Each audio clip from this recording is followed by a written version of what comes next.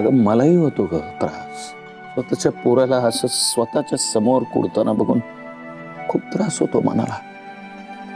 या वयात आनंदानं संसार करायचा, काम करायचं, हौसमौज करायची सोडून या मुलाच्या मागे हे नष्टचर्य का लागलं असेल कोणास ठाऊक.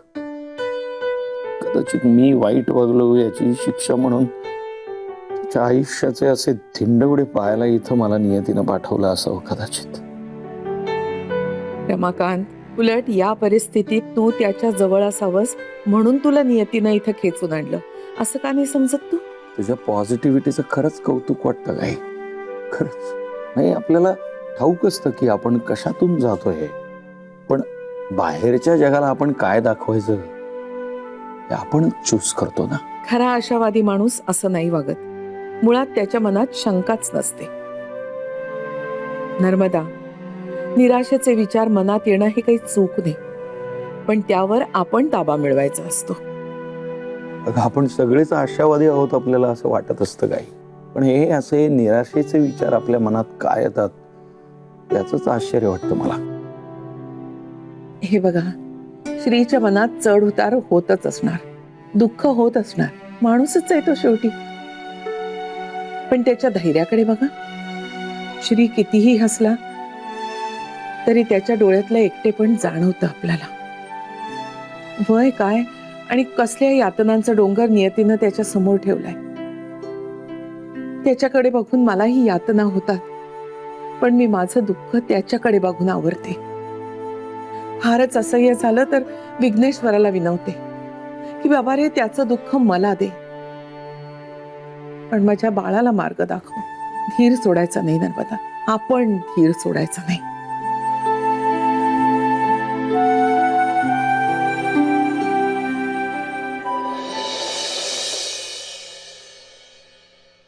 वहिनी, आज मला डबा नको. हा का?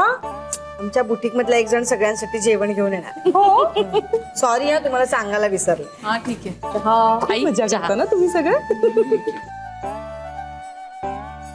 बरं इंदू बहिणी, माझ्यासाठी एक नवीन स्टाईलचा एखादा ड्रेस शिवून द्या ना. नक्की.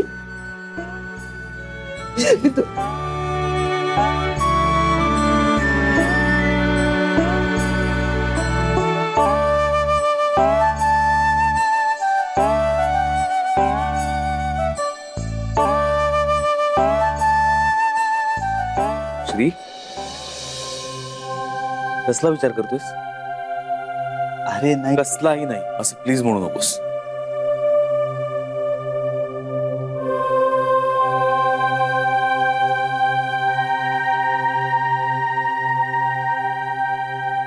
शी इज नॉट सेफ देयर. काय?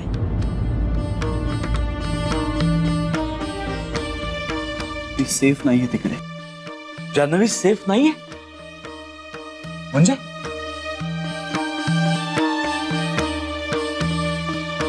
समाव मला असं वाटतंय ना की जान्हवी त्या घरात सेफ नाहीये. श्री, बरं झालं हे तुझ्याच लक्षात आलं. हो, बरं झालं तुझ्या लक्षात आलं. खरं तर ना, आम्ही हेच तुला सांगणार होतो, पण कसं सांगायचं ते कळत नव्हतं.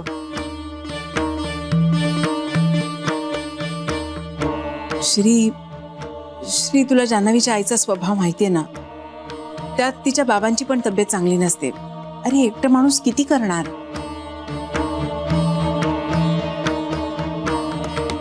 आणि जान्हवी काही स्वस्थ बसणारी मुलगी नाहीये. नोकरी करून ती घरकामही करत असणार. कसं झेपणार आहे आत्ता हे तिला सगळं? श्री जरा स्पष्टच बोलते, पण तिची आई फार समजुतीने घेत असेल असं वाटत नाहीये मला. म्हणजे ती त्यांच्यावर कितपत काम सोडून जात असेल, जरा शंकाच वाटते. हो ना. एक मिनिट, तुम्ही जरा त्याला बोलू द्या. अगं, तुम्ही तिच्या कम्फर्ट विषयी बोलताय, पण हा तिच्या सेफ्टी विषयी बोलतोय. ती सेफ नाहीये असं म्हणतोय. त्याला बोलू द्या जरा. श्री, जान्हवी सेफ नाही असं का वाटतंय तुला? हा म्हणजे तुम्ही सगळ्या जणी म्हणताय ते तर आहेच, म्हणजे ते मान्यच आहे मला, पण तरीही त्या पलीकडे जाऊन मला असं वाटतं की तिला आठवत असलेला तिचा पास्ट आणि तिला जे वर्ष आठवत नाही ते वर्ष, यातली जी दरी आहे ना, ती दरी तिच्यासाठी खूप हार्मफुल असू शकते. म्हणजे नेमकं काय म्हणायचं तुला? म्हणजे बाबा, तिला ना गोष्टी अर्धवट आठवत आहेत आणि एखाद्याने जर ठरवलं ना तर तो ह्या परिस्थितीचा गैरफायदा घेऊ शकतो.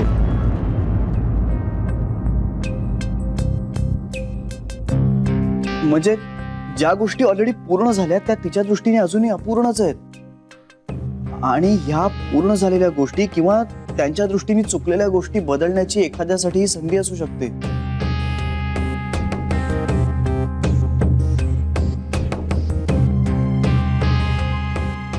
श्री, तू काय बोलतोयस मला काही नीट कळत नाहीये. नाही, पण मला कळतंय आता. मला नीट कळतंय. म्हणजे तिच्या ऍक्सिडेंट नंतर मी तिच्याबरोबर 24 तास राहू शकत नव्हतो ना, कदाचित नाईलाज होता माझा. पण आता मला नीट कळतंय. म्हणजे मी कालपासून ना जरा जास्तच इन्सिक्युअर झालोय. इतके दिवस खरंच आपला नाईलाज होता, तिला दूर ठेवावं लागलं होतं. पण आता तिनं त्या घरात राहणं मला खूप डेंजरस वाटतंय.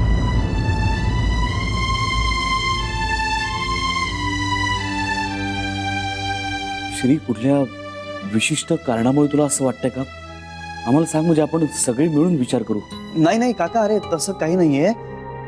जान्हवी बाबतीतली अजून कुठलीच गोष्ट हाताबाहेर गेलेली नाहीये. मी लवकरच डॉक्टरांशी बोलणार आहे आता. मला एक गोष्ट नक्की कळली की त्या घरात तिनं राहणं सेफ नाहीये. ती इथेच राहायला हवी, हे नक्की.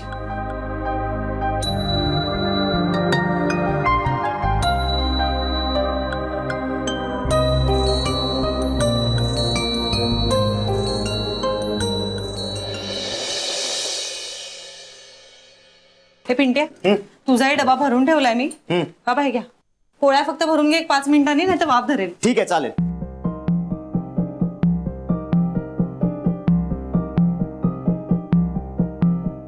ताई, पाणी.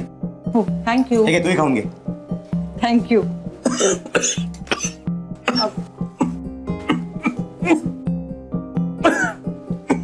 बाबा,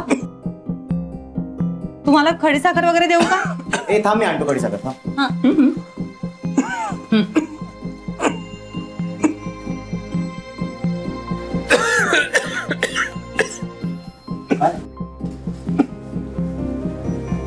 हे घ्या.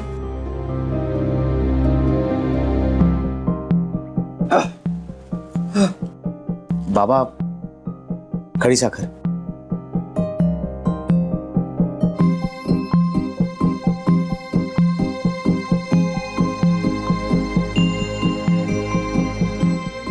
किती हातापायाशी असता रे तुम्ही माझ्या. पांडुरंगाने हे दुखरे गुडघे दिले, तशीच 2 गोड मुलं सुद्धा दिलेत मला. मग आता त्या मुलांचं आभार प्रदर्शन नको. आई, चल तूही खाऊन घे. घे.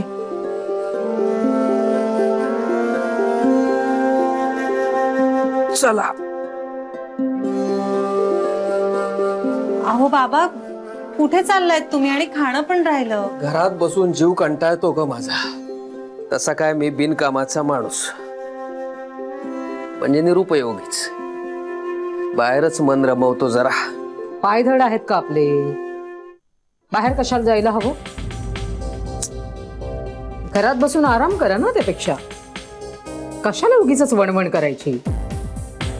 पिंट्या, मी तुला सोडायला स्टॉप पर्यंत येऊ? चालेल बाबा, काहीच प्रॉब्लेम नाही. आटप तुझं, मी थांबतो बाहेर. सावकाश आटपून. नाही झालंच आहे, मी आलोच बाबा, पटकन आलो. अगदी सावकाश ये. सावकाश.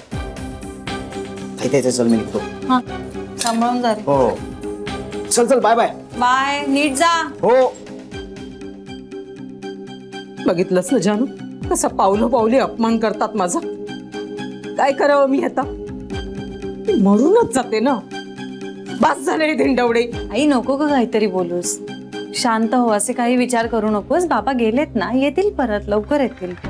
बरं, मी सुद्धा निघते आता. कोरा चहा करून ठेवलाय, कुकरही गॅसवर ठेवलाय. 5 मिनिटांनी बंद कर.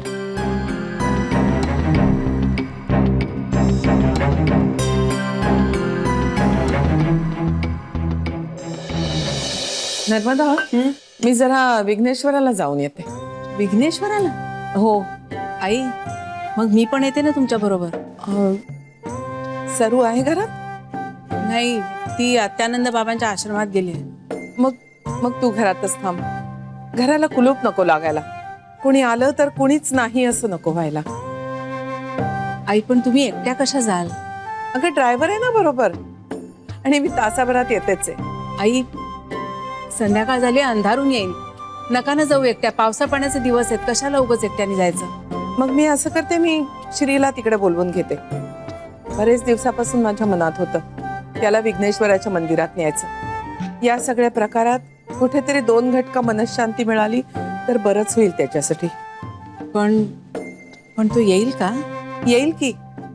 मी सांगेन त्याला, विघ्नेश्वराच्या पायावर डोकं ठेव. आपले सगळे उपाय झाले की पुढचं सगळं त्याच्या हातात सोपावं या भावनेनं येईल तो. मी येते ग.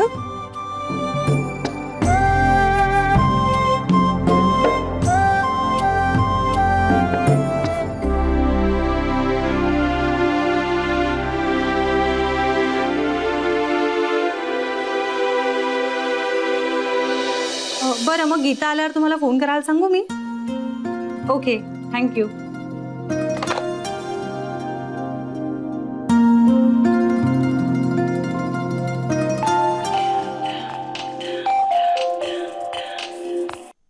हॅलो. हॅलो जानू. जानू अगं हे बेपत्ता झालेत ग.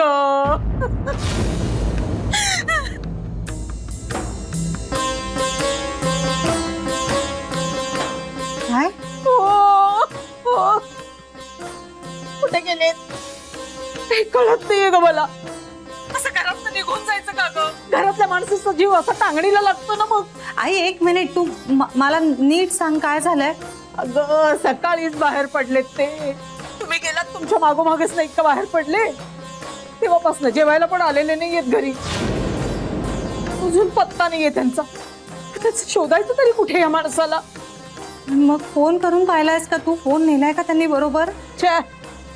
फोन बंद लागतोय त्यांचा. पाहिलंच जानू, हे असं छळतात मला. मग ते जानू अगं जीवाचं काही बरं वाईट करून घेतलं नसेल ना यांनी. आई प्लीज असं काहीतरी बोलू नकोस तू. अगं काही भरोसाच वाटत नाहीये या माणसाचा. आणि संतापी म्हणजे तरी किती असावं माणसाने. या आपल्या असल्या तिरसट स्वभावामुळे दुसऱ्यांचा जीव किती टांगणीला लागतो हे कळत नाहीये ना. जानू जानू माझा जीव अगदी उडू लागलाय ग बाळा. मला ना कळतच नाहीये मी आता काय करू. आता ना मी जीव देते म्हणजे मग ह्या सगळ्यात सुटका होईल माझी. मी बघते, काहीतरी करते, शोधते मी बाबांना. थांब. हो बाबा, लगेच शोधा तू. हो मी वाट बघते. तू काहीही कर आणि यांना घरी घेऊन ये. हा, मी पिंट्याला पण फोन करते. नाही नको, ऐक. पिंट्याची नवी नोकरी आहे. त्याला नाही बाहेर पडता येणार. त्याला नको कळवूस आता.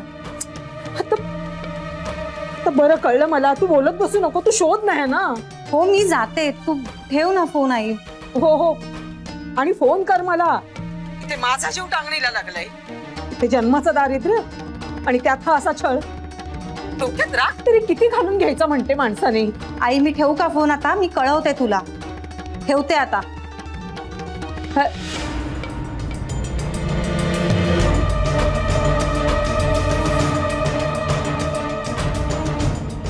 हॅलो सर, मी आता घरी गेले तर चालेल?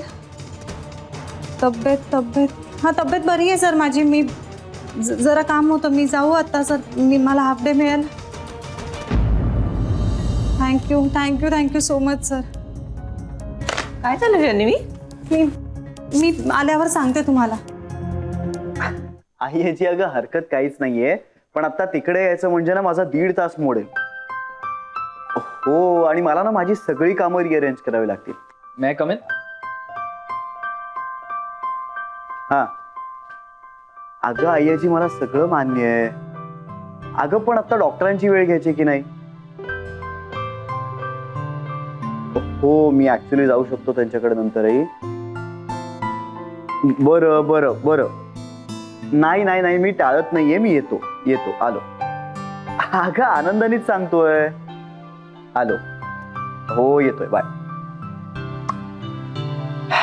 मनीष, मला आत्ता विघ्नेश्वराच्या मंदिरात जावं लागणार आहे आईची बरोबर. आत्ता? हो. अरे तिने आग्रहच धरलाय. युजली ती असं करत नाही, पण आज इतकं म्हणतीये तर मग तिचं मन मोडवत नाहीये. No problem. जाऊ? हो. बरं, हे काय तू का म्हणलंयस, महत्वाचं आहे काही?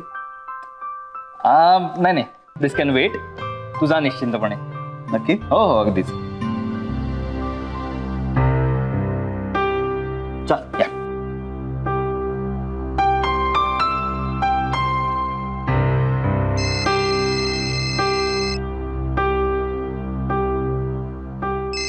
जान्हवी, हा बोल का. मनीष, काय ग, काय झालं?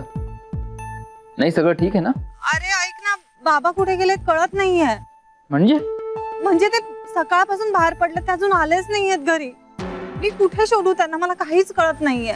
अगं, ते त्यांच्या कोणत्या तरी मित्राकडे गेले असतील किंवा आपले ते रघुअण्णांकडे गेले असतील. अरे मी त्यांच्या सगळ्या मित्रांना फोन करून पाहिलं मनीष, पण ते कुठेच नाहीयेत. रघुअण्णांना फोन केला, आणखी 1-2 जणांना फोन केला. मी तुझ्याही बाबांना फोन करून पाहिला, पण ते नाहीयेत, कुठेच नाहीयेत. मला सुचव ना, आणखी कुठे शोधू मी बाबांना, काय करू, काहीच कळत नाहीये मला. अगं, पण असं कसं कुठेही न सांगता गेले? नाही, ऍक्च्युली ते सांगूनच बाहेर पडले होते, पण त्यांचा फोन नाही लागत आहे आता, म्हणून जरा काळजी वाटते. हो हो, जान्हवी तू आधी शांत हो, नको टेन्शन घेऊस. मला सांग, घरी काही झालं होतं का? त्यांच्या मनाविरुद्ध काही? हो, म्हणजे आईशी भांडण झालं होतं त्यांचं निघताना, आणि त्याच तिरमिरीत बाहेर पडले ते. आम्ही सुद्धा सारखे मागे लागतो ना रे, त्यांच्या ऑपरेशन करून घ्या म्हणून. कंटाळलेत बिचारे सगळ्याला. पण आता कुठे शोधायचं त्यांना, मला काहीच कळत नाहीये. हे बघ, माझ्या मते कुठल्या तरी देवळात वगैरे गेले असतील ते. नाही रे, मी विठ्ठलाच्या मंदिरात जाऊन बघून आले, तिथे नाहीयेत ते. विघ्नेश्वराच्या मंदिरात नाही गेले मी. मनीष, विघ्नेश्वराच्या मंदिरात गेले असतील का रे बाबा? तिथे जाऊन बघू? हो हो, बघून येऊ का? म्हणजे जायलाच हवं आपल्याला. तू एक काम कर, पोस्ट तिकडे, मी पण लगेच निघतो इकडनं. ठीक आहे? हो हो, चालेल चालेल. चल.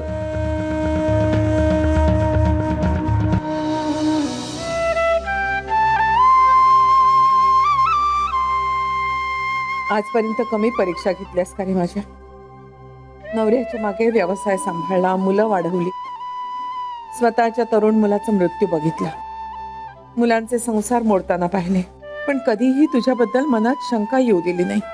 तुझ्याबद्दलचा विश्वास डळमळला नाही, तुझ्या अस्तित्वाबद्दल प्रश्न पडला नाही. तू दिलंस ते निमूटपणे झेललं, तू करतोस ते भल्यासाठीच असं गृहीत धरलं. पण आज मात्र तुझ्याबद्दल तुझ्याकडेच तक्रार करते. अजूनही तुझ्या दृष्टीनं माझी परीक्षा संपली नाही का रे? जान्हवीला माझ्या घरात परत आण रे. माझ्या श्रीला सुखानं संसार करायची संधी दे. आयुष्यातलं ते एक सुख दे रे मला. जान्हवीला बघून इतके महिने झाले, आता जान्हवी दृष्टीस पडली नाही तर तू देव नाही दगड आहेस असं समजेन मी. इतका अंत नको रे पाऊस. माझी सून मला दिसू दे, भेटू दे. विघ्नेश्वरा, या जगातल्या प्रत्येक प्राणीमात्राला सुबुद्धी दे. माझ्या जान्हवीला सुखी सुरक्षित ठेव. तिची खूप काळजी वाटते मला. तिला स्वतःचं भलंबुरं ओळखण्याची बुद्धी दे देवा. तो दिवस खरंच लवकर येऊ दे ज्या दिवशी तुझ्या दर्शनासाठी माझी जान्हवी माझ्या बाजूला उभी असेल.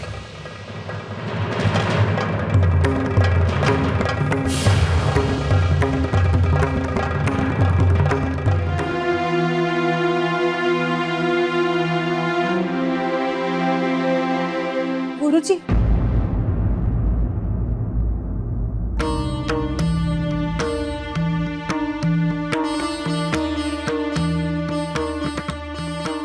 माझे बाबा आले होते का हो इथे? ते बहुतेक वेळा येतात या मंदिरात. माझे बाबा ना साधारण माझ्याच उंचीचे आहेत. त्यांचे गुडघे दुखतात, ते लंगडतात चालताना.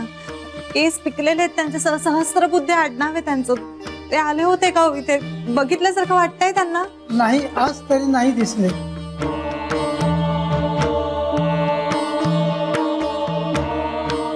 बापरे.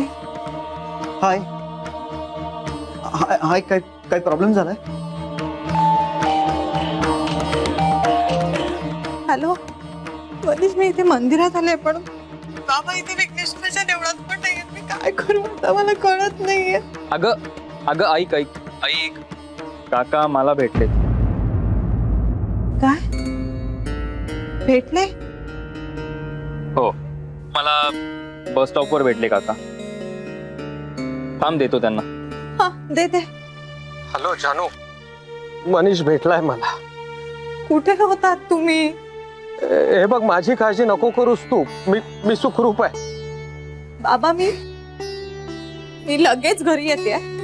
मी आत्ताच्या आत्ता सरळ घरी जाणार आहात मनीष बरोबर? हो घरीच जातो मी. घरी जातो. हे बघ मनीषला देतोय. हॅलो, हां ठेवतो.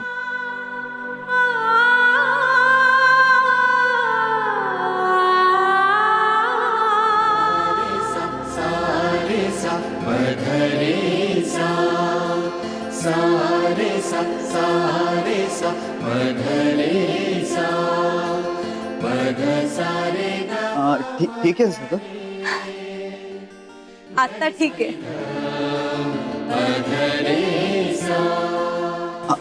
ही माझी आजी. ही मीरा आई आजी म्हणतो.